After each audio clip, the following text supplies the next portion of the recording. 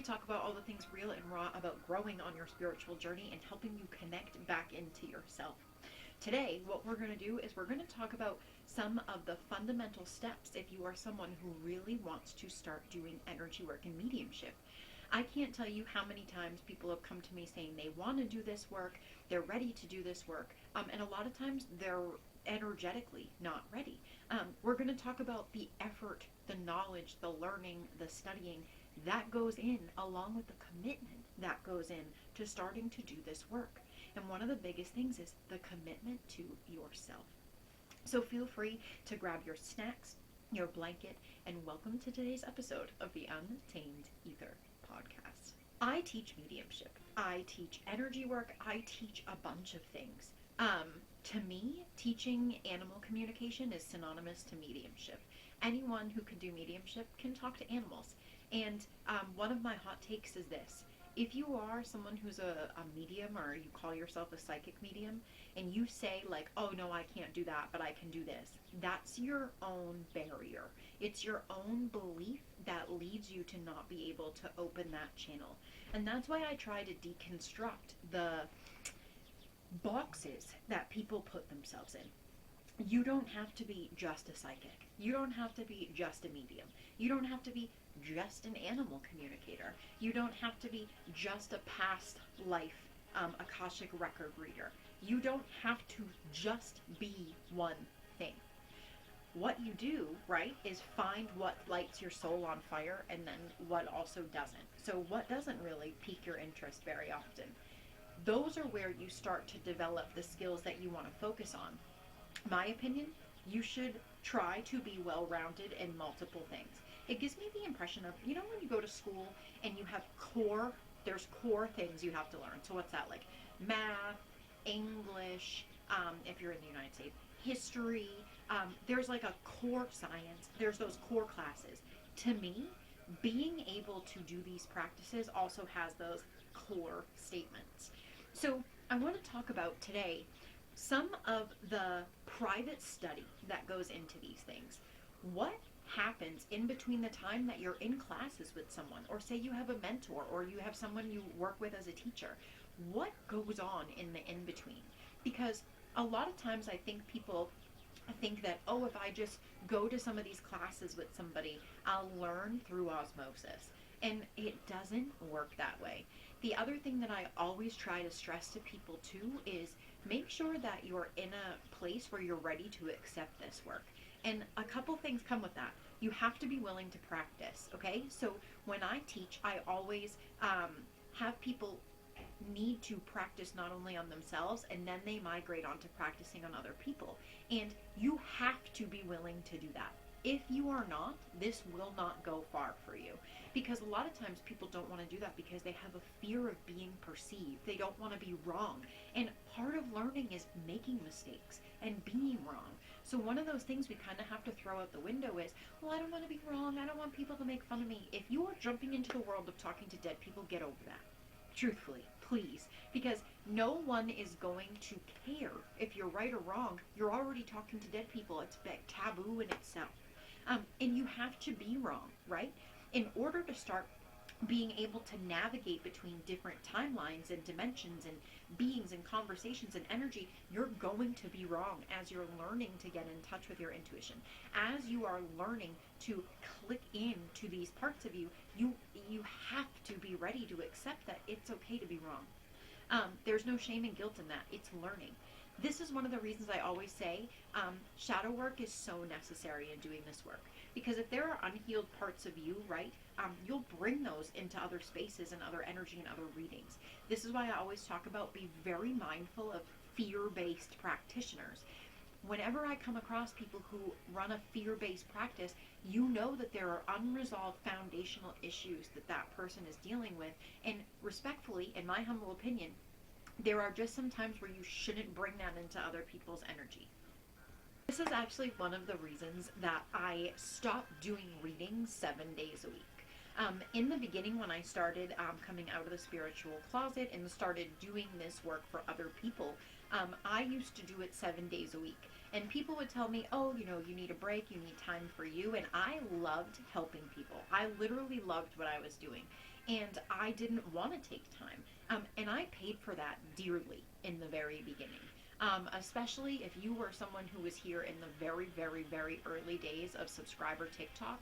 Um, there was a point where we had, I don't know, 90 subscribers, and they were do their readings every Sunday, and that got absolutely out of control. And that was another place where I had to make a change in what I was doing to be kind to myself and to be the best version of myself. So what I find myself doing is, if I've had a weird day, if maybe I have an inkling of feeling anything, I'll check in with my guides of, is this something I should be doing right now? And there are definitely days where they're like, not today, or why don't you skip that today, or why don't you do this instead? And so those days you'll find me painting, doing my own shadow work, things like that. I'm still building in my practice. It's just not in the way of helping other people. So I always try to tell people to be very mindful of the state you're in when you go into other people's energy. And one of the things too that has come up before is, this is work. It is work and effort to build a relationship with your guides, to build on yourself. And, you know, it isn't always sunshine and rainbows. This means that there is criticism. There is things you need to work on. And if someone isn't in a place of shadow work to be able to do that, then these things and messages from their spirit guides aren't going to be well received.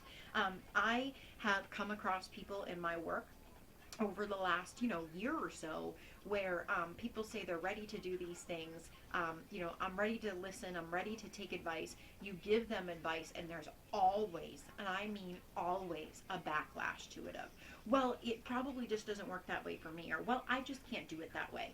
Those are people who are just not ready, and that's okay. There's no judgment there. It's just that if you are not ready and willing to accept advice, accept change, accept that you can be the problem sometimes, then starting this work isn't for you. And it doesn't mean ever. It means maybe just not right now. If you find yourself very easily distracted or, giving up on yourself, this also isn't for you right now. When people want to undertake mediumship and energy work and all the things, this is a sacred practice. It is like a gift, right? And so it shouldn't be made a spectacle of. It should still come with that extreme thankfulness and appreciation for being able to do this work. And so when people start taking classes with me, I give homework, and I also, I expect you to put in the effort that you are expecting me to, right? So if I'm putting in, dedicating my time, effort to helping you learn and mold individually, I expect you to put that same effort back into you. I cannot do it for you. And there have been instances where I've had to tell people that, we're just not at a place where we can work together because I'm coming up to the plate for you, and you keep finding 10 reasons to take a step back that you're not ready to go to the plate. One of the things that has come up pretty often is sometimes people come to me for readings and the same thing comes up over and over and over again.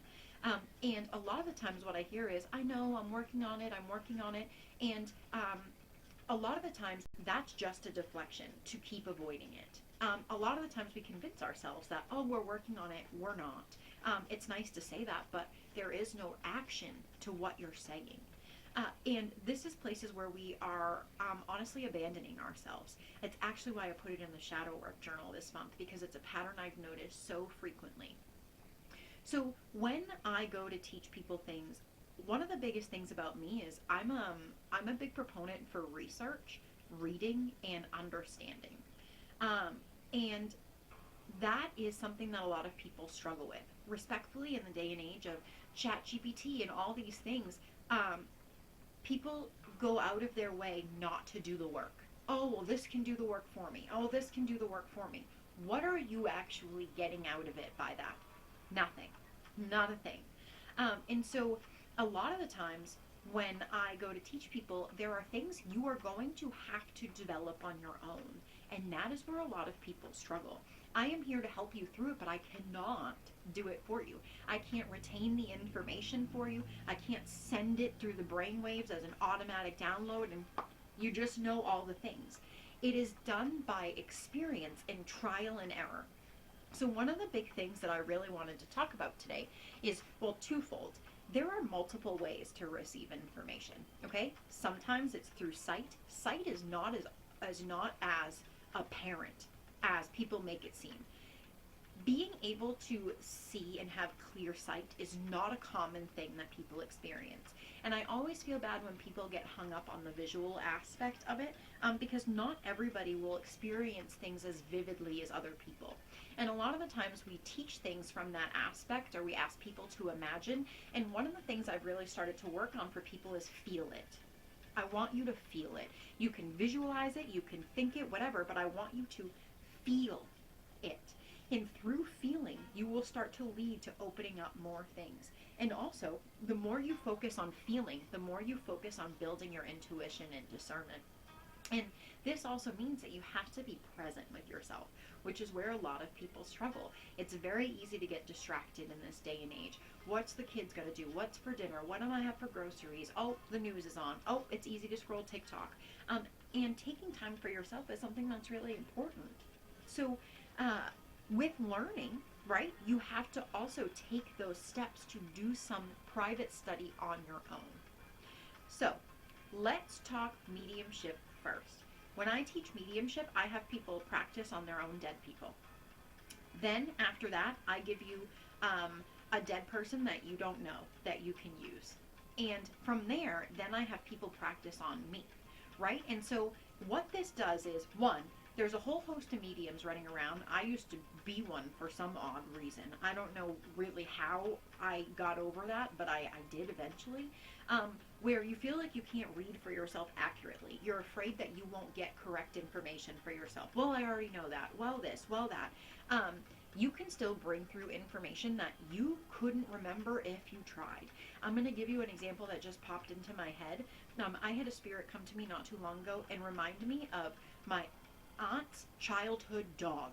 And I don't remember last time I thought about him. I saw him clear as day. They told me his name clear as day. And at first I'm like, wait, who? And then I was like, oh my God, I haven't thought about that in I don't know how long. So there are there are plenty of ways for you to get your own confirmations, right? Plenty of ways. And this is one of the things I make people do on top of that is you have to start talking to your own dead people, and you have to start working with your own energy. So when we talk about energy, we talk about feeling things, okay? With that, a lot of times this is where people get hung up on. So people see me feel something, and then they listen to me do readings or whatever, and they see me ask all these questions that come from that feeling, right? And that's where a lot of people lose it. And they lose interest because, well, now there's so much more effort in this, right? The reason that I am able to ask questions in the way that I am is because I have an in-depth understanding of every individual main energy center. And I focus on the main 12. Some people only do 7. I focus on 12. Altogether, I see 144 chakras. And so by having a studied understanding knowledge, okay, of what does the front of this chakra mean? What does the back of it mean? It's a sphere, remember?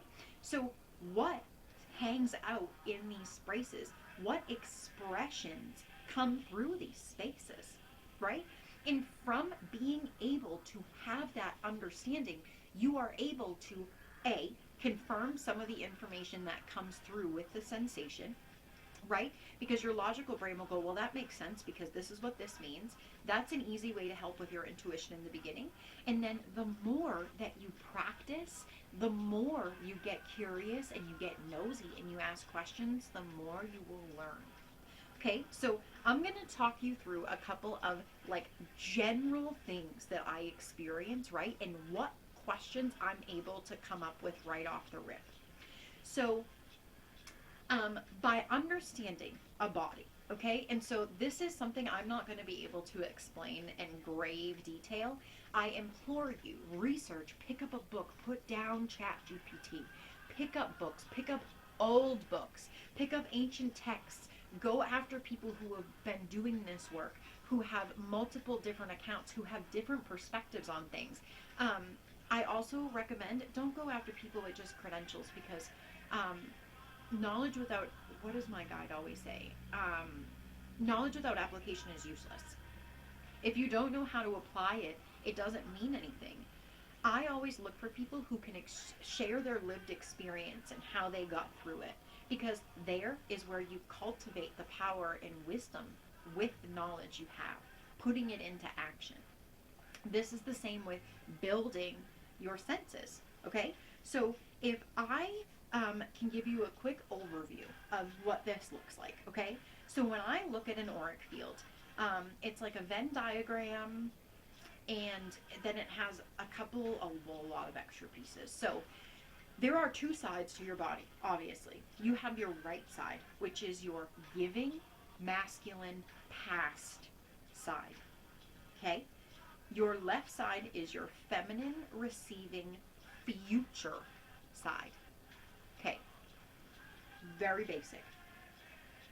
When we go up to our crown chakra, okay, there's a couple things that you can start to notice. If you feel pressure on the top of someone's head, right? So say you click into yourself and you're like, oh, what's this pressure? There's a couple things I'm going to ask you. You've been dealing with brain fog, you've been dealing with headaches, you've been dealing with some sleep stuff. And then from there, right, because I know some of the signs of resistance or blocked spaces versus overactive spaces, right, because I've put in the work to do that, I can start to break down how I'm getting the information I'm getting with those feelings, right? And then I can start to help you unpack why this resistance is here. Say we go to our third eye, right?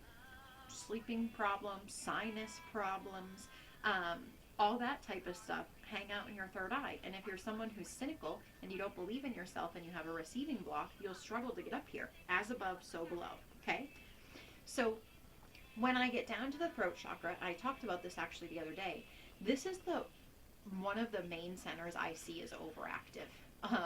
I do see other overactive centers, but usually it's the throat that I see overactive. And I'll give you an example of overactive. Someone who says whatever they want without caring how it affects people or how it comes off. This can be rude stuff. This can be nice stuff. Someone who just says it how it is. They just want to express themselves. And usually it's overactive because they haven't ever been heard in their whole life. And so now they're making themselves heard.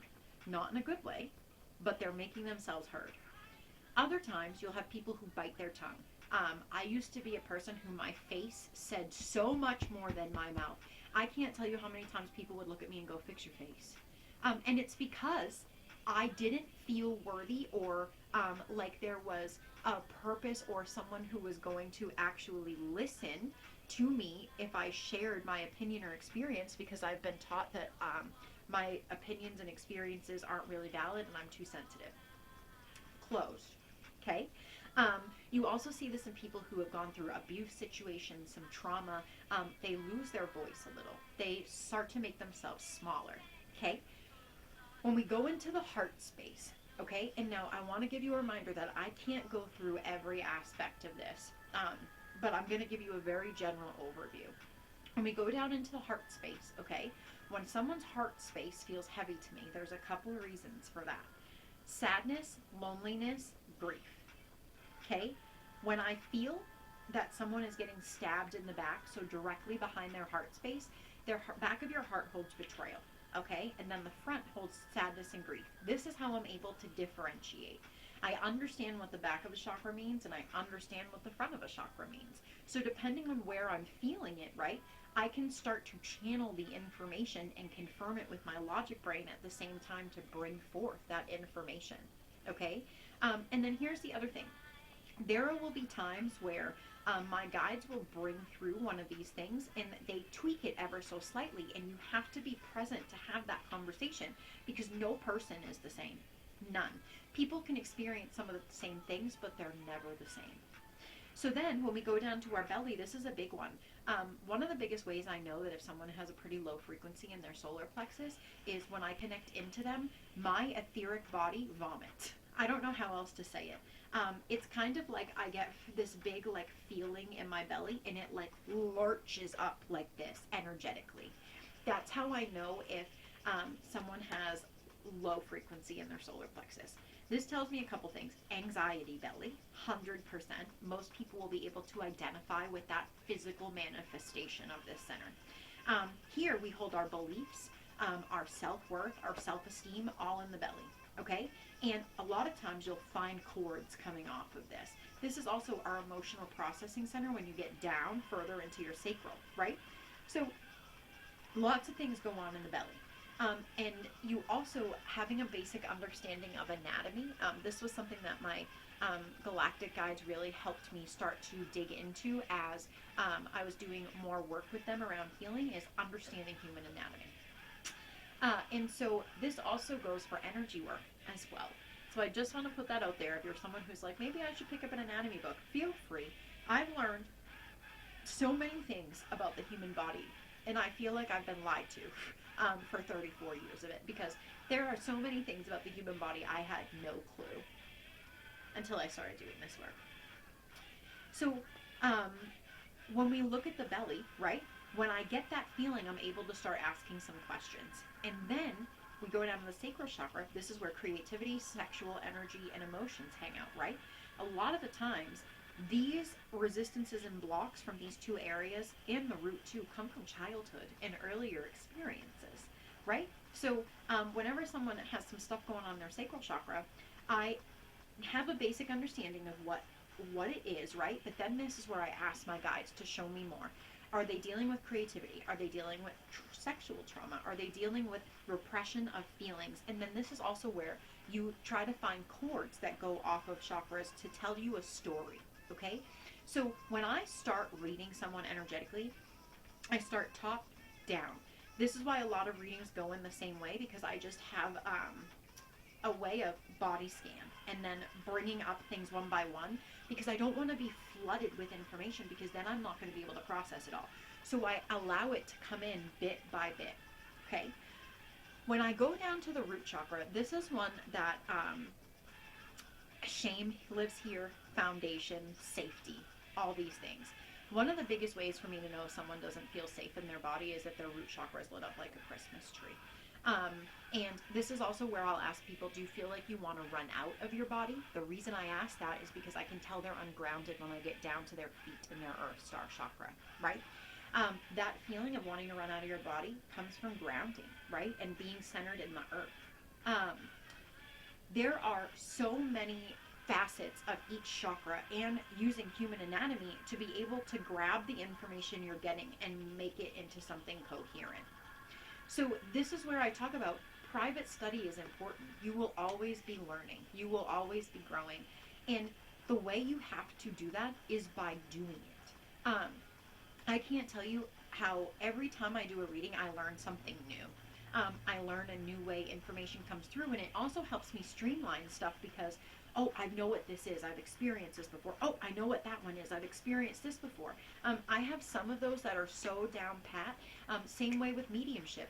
I have developed somewhat of a vocabulary with dead people to help me understand them better. So there are certain things that are now universal symbols between us. Same with my guides.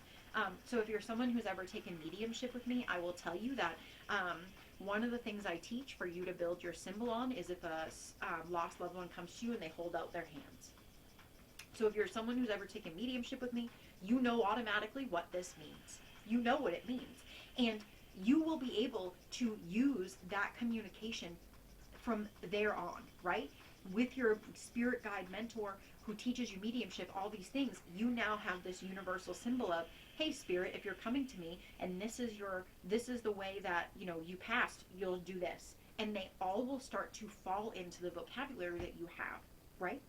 So these are the ways that we start to develop the communication. It's like building a new language. This is why I always tell people, when people are struggling to connect into their spirit guides, I want you to imagine that you're going into Spanish class for the first time and the teacher refuses to speak English. They're just going to speak Spanish to you until you learn it.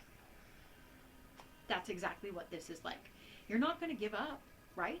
You're going to keep going day after day and showing up for yourself. This is one of the hardest parts about some of this work is you're not just going to learn it in a day. You're not just going to learn it in a week, and you will never stop learning. You will never stop growing. You will never stop getting new information, tweaking the way you do things, and continuing to evolve your practice. You will not. That takes discipline. It takes commitment to yourself. That means that you will make time for yourself.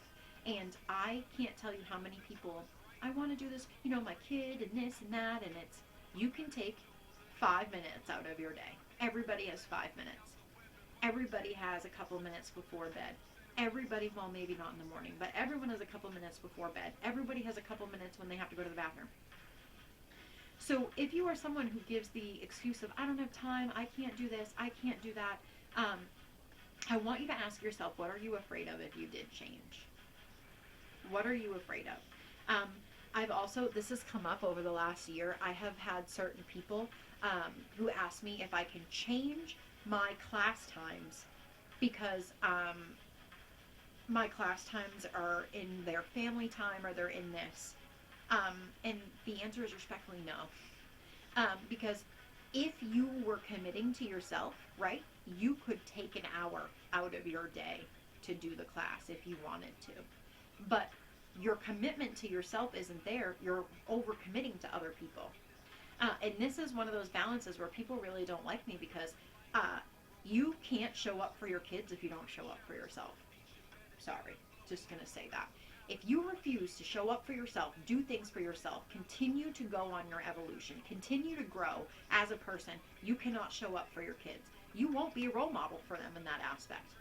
Just going to say that. Because all they'll see is my mom sacrificed everything for me. And there goes generational trauma. And it continues and it continues. And then you have a lineage of people who never got to be who they are and do what they want because they felt that they had to care for everybody else.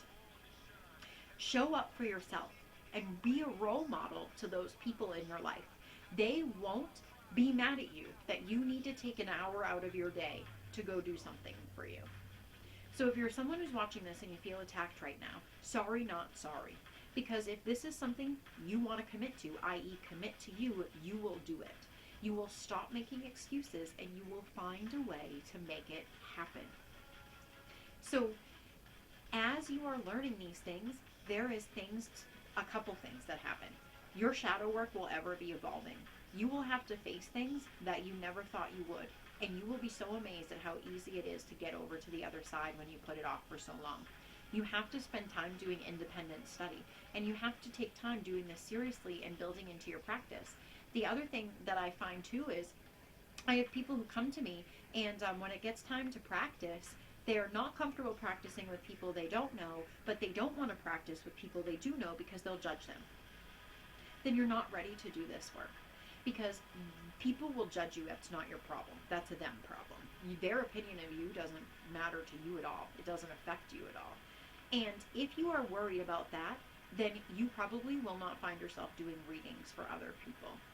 Because this is still something that's taboo. Not as much as it used to be, but it's still taboo, okay? And as it grows more and more popular, that will happen less, but there will still always be people with opposing viewpoints. And you're going to have to deal with that. You're going to have to be able to have those conversations and rise above it. And if you're not ready to, then this work just isn't a place for you to start yet. Start with the shadow work. Then go back to the work. Start doing your own energy work. Start finding your own energetic files. What question can I ask, right? So if you go after this podcast and you go research, which I really implore you to do, you go research what is a sign of a blocked chakra? What is the sign of an open chakra? What are the signs of overactive or underactive chakras? As you learn that information, right, you'll be able to body scan yourself and go, what's going on here today? And then you can start asking yourself questions. This is where I also tell people, please use the feelings wheel if you're new to this. Because a lot of the times we get numb to our own feelings, right? And we also a lot of times find ourselves not really knowing how we feel. One of the most common ways I see this is I work with a lot of clients who are angry. Okay? It is a very common thing. And they're not actually angry. They're sad as fuck. They are so sad. And they come off as angry because it is a defense mechanism, and anger is more comfortable to hold than sadness. And usually these angry people get angry at crying and showing emotion. And if you are someone who can't show yourself emotion and kindness, please don't do mediumship for other people. Please don't. Especially if you're someone who's still uncomfortable with people crying around you. If you're uncomfortable crying yourself, please don't do mediumship, because you are essentially a death doula in that moment, and you need to be present for your client. You need to be able to hold space for your client. And if you cannot hold space for yourself, you cannot hold space for your client. I will say that as much as I need to. I get pretty frustrated when people are like, just open your gifts. Don't do that. If you are not someone who can hold space for yourself, you're going to struggle. The other thing too is spiritual foundation can only come through a firm physical one. This is where taking care of your body is something that's also really important. I actually know a male practitioner who has said on multiple occasions that if you're someone who is very overweight, you're not as spiritual as you think you are. And I remember one day I was like, oh God. And I had to tell him he was fucking right. Because I remember when I was really heavy, there were so many parts of me that I was hiding, and my weight was my shield. It was. And it wasn't until I put that armor down, right, that I was able to start opening myself up more to things. And then also, the more you come into this work, the more you care about your body. I used to not care. I used to smoke cigarettes. I used to drink. I was a drug addict for a long time. I didn't care. And the more, I got into this work and started doing this, I am I know it probably pisses my friends off, but I am so cognizant of what I put into my body. It's not even funny. And I don't judge people. I just want to put that out there. I try to, lean towards the best decision. I'll make little jokes and stuff, but I also know what it's like to be there where you just don't care in the moment. And we all have to go through that. But I'm at a point now where, I don't ever want fast food. I try to just eat whole food. I try to be very intentional with what I eat. I make sure I move my body every day. I've never been an exercise person for my whole life. And then, I started this journey, and I love doing it. Am I going to go work out at the gym for 6 hours? No. But I'll go for a 4 or 5 mile walk. And are there people who will tell you that walking is an exercise? Yes. Why? I don't know. I really don't. It is. Whatever exercise you're willing to do is exercise. Move your body, dance, do something. Your body is a temple, and you have to live in it. So instead of fighting against it and hating it, learn to love it. And this is where mind, body, and soul all come into play. And these are gradual changes. The more you change and the more internal work you do, whenever, I'm doing shadow work with someone, I'm like, it's time to pick up your pitchfork and your lantern, and I need you to go in here. And you're not going to like some of the stuff you see, but you have got to confront it. You have got to take accountability for it. And the more you start to do that for yourself, the more you'll notice how freely it comes. And you'll also start to notice too that the more you do this work, the less emotional reactions and lash outs that will happen. And it's because you are coming into a place where you understand the why of things. And I always will say this again and again. If you don't understand yourself, you won't understand anybody else. If you don't love yourself, you won't ever love anybody else. And I've had this conversation about compassion too. If you can't show yourself compassion, you cannot show it to anybody else. You are simply emulating what you think it is, not actually having an understanding of what compassion is at a deep soul level. So this is why I always will say, I hate practitioners who are just like, I'll take anybody off the street. Come learn. It's like, that's not how I work. I actually have it in a clause in my booking link that if I feel I can't energetically work with you, I won't. And I just don't want to waste my time or your time.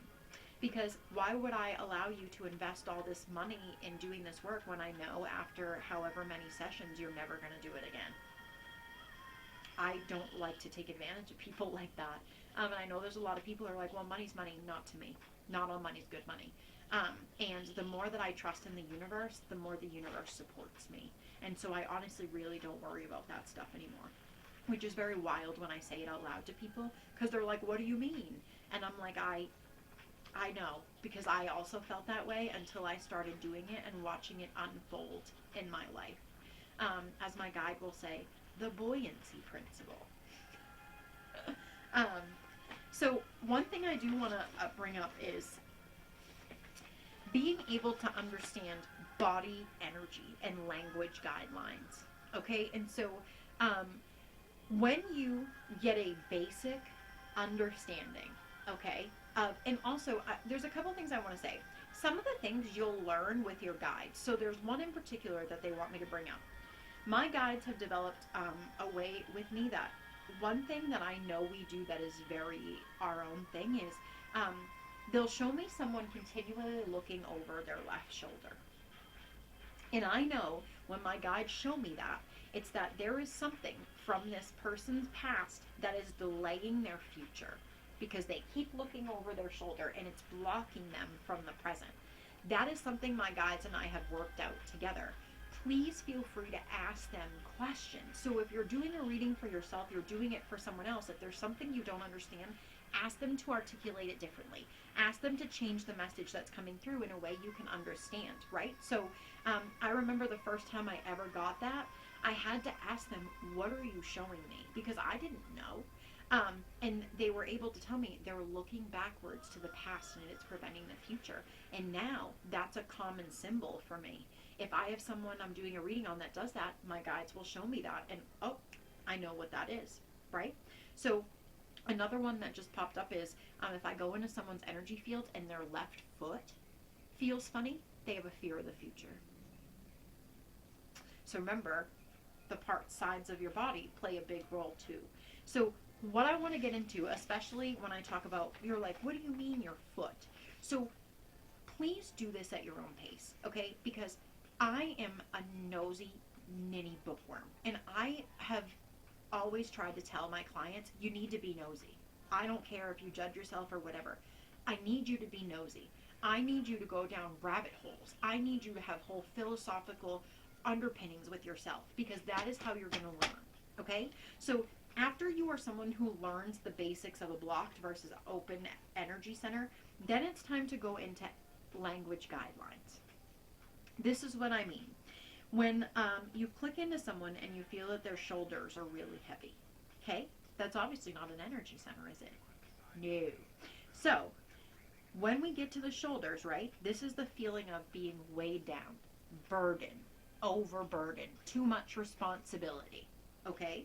So by being able to feel that, then follow the guideline to the center, you can figure out which one it is. You take it on more responsibility, sacral chakra lights up, solar chakra lights up. Yes. Are you taking on emotional baggage? Heart space lights up. These are the ways that I ask questions. The questions don't just come to me through osmosis. And the reason when you see me do readings, I go, can I ask you a question? It's because I'm getting the information and I'm now trying to articulate it to you in a way that I can understand what I'm seeing and you can understand what I'm seeing. And you're giving me the validation. I'm just bringing it up from what I see, right? I'm like an observer, so to speak, the soul observer, if you will. So, shoulders. Let me give you another basic one. I'm using my actual paperwork too. So, when we get to the feet, okay? So the feet holds, can't move forward, the feeling of being inflexible. So usually that's, I'm afraid to move forward. I feel held back. I'm afraid to make decision. I don't feel very flexible. I can't hold up the world. I'm holding up too many things. Those are all things that hang out in the feet, legs, ankles, stuff like that. When we get into the back, there's a bunch of stuff, depending on what part of the back it's on. So that gets a little more in-depth because the back is broken up into 3 different quadrants, okay? So you'll have the top, the middle, and the bottom. They all symbolize something different. Also goes by the chakras in that space. So the other thing that I like to tell people to learn too is what emotions are held within organs. Okay, so I'll give you one that really helped me in the very beginning was I was going through a really crappy time in my life, and when I had gone to the doctor, they had given me blood work, and my kidneys were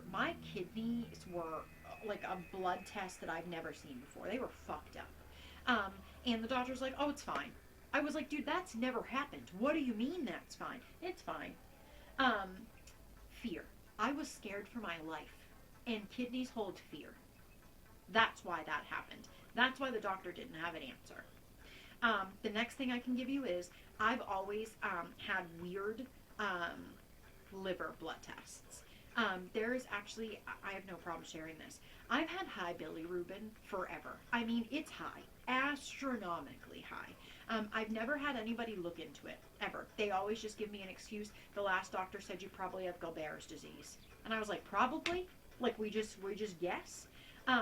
And come to find out that liver holds anger. I was one of those people who was very angry because I was holding on to a well of sadness.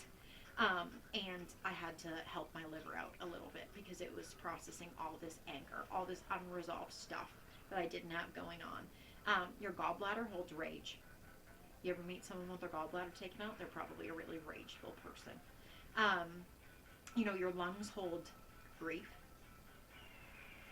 There are so many things that your body physically manifests into energy.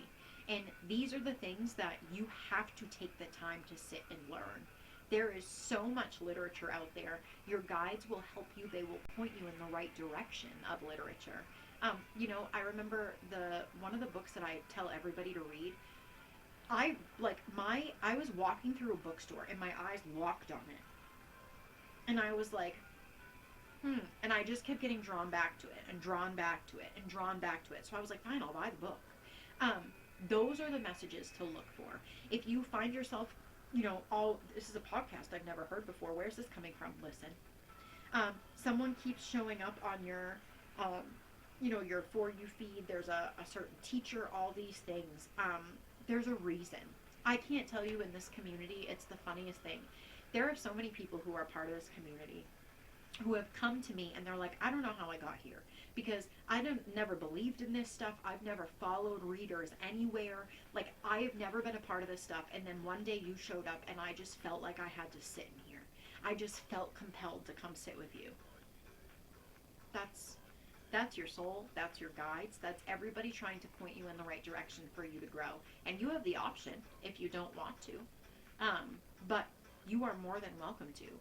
The way I also try to look at my services is like harm reduction a little bit. Even if you're not ready now, you know where to come when you are. And I'll be here for you in the meantime, But my goal in life isn't to do readings. My goal in life is to help you learn how to do it for yourself so you don't need me.